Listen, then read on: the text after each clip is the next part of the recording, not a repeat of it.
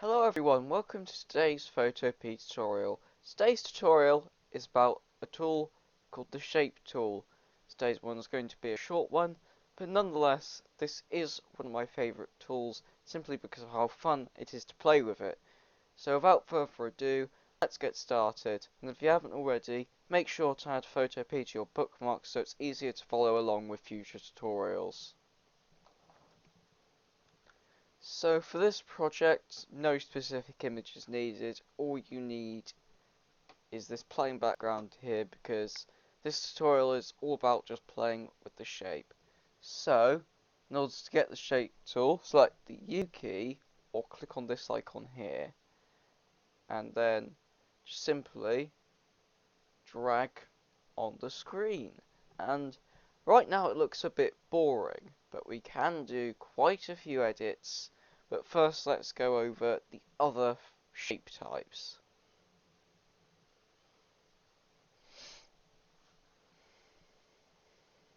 So first off we have ellipse that produces an oval circular type shape, and then there's line, which is self-explanatory, it's a line, and then there's parametric shape, stuff like pentagon, hexagon, etc. And then there's custom shape, which right now looks like a triangle, but can be changed to many other different kinds of shapes, as you can see up here, but we'll cover that later. So let's just go back to our rectangle for now.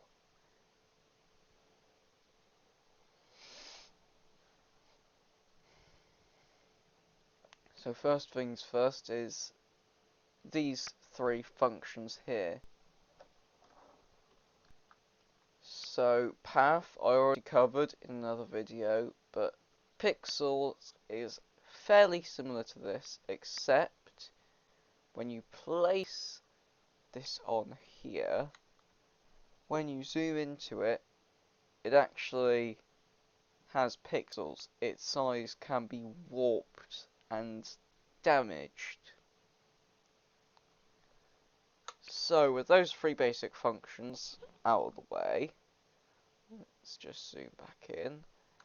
Let's place down a normal shape rectangle for the purpose of this tutorial.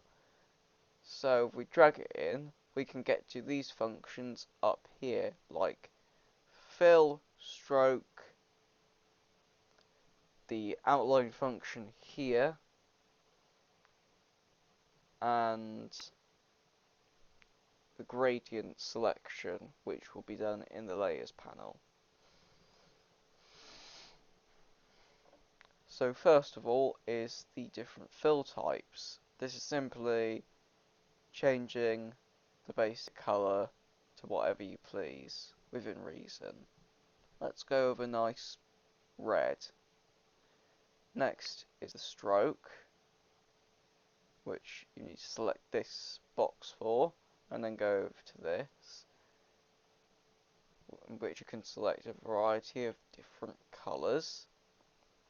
These are just the basic colours. I'll go over the more advanced versions of both of these in a minute. But this brings us onto this, the outline or stroke size.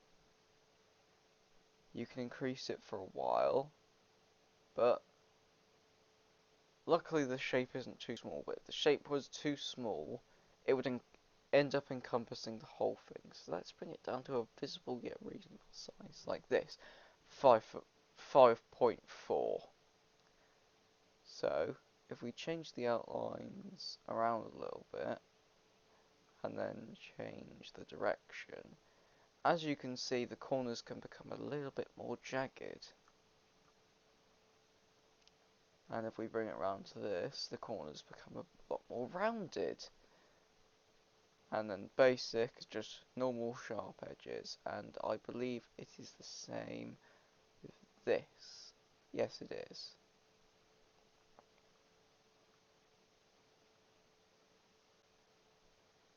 Yep, exactly the same with this, but just for the caps and not the corners. So there are three functions here: inside, outside, and center. Center is the default. Inside means that the brush goes inward and ends up swallowing the whole thing. Going to outside means that you lose less of the shape and it just continuously expands outward without absorbing the middle of the image. So the basic functions done, let's move on to some more advanced things, like this. You can choose a gradient inside here, however there is a much better way of doing this, which I'll show you in a minute.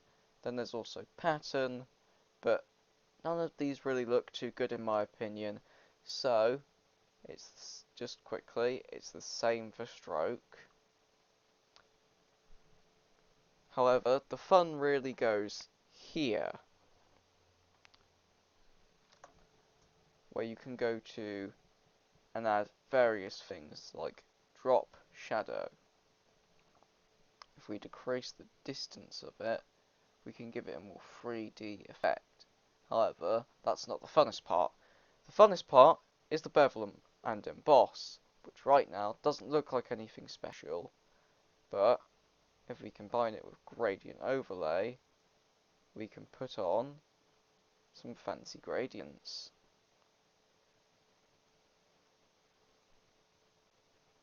So, if we choose something like this, for example, or maybe even this, you can choose any one here. Let's go with this one, for example, and then increase its scale a little bit, or increase, decrease, or increase. This will work. Oh, you can reverse it, but it's not doing very much at the moment. Bevel and emboss, you can increase the depth of it and size, and as you can see, it's created a really nice 3D effect for the image. You can soften or make it harder, and you can also change the contour in various ways until you find something that you particularly like. For example, I like an effect like this, which is really cool. So, once you're done playing with that, you can see what it looks like with other shapes. Still looks pretty good. However, this is not the point of the tutorial which I am looking for. It is this, the shapes, because these shapes are a lot of fun. They take a second to load when you first open Photopea, but for example, you can get unique shapes like this cat here, and then you can draw it on, and it's got quite a unique look to it, even if it does look a bit wonky. And also, to quickly save this, you can click Define New, and then you can copy it across any shape you place down. For example, if I switch to this cow here, it will automatically copy it over, but if, say, it didn't, you could go to the Define Find New Things and get this here. You can also delete it whenever you want to. So that just about covers all I wanted to cover in this tutorial. So in this tutorial we covered the basic shapes, their functions, and how the layer styles affect it. So, if you enjoyed this tutorial and found it informative, like and subscribe, and I'll see you in the next tutorial.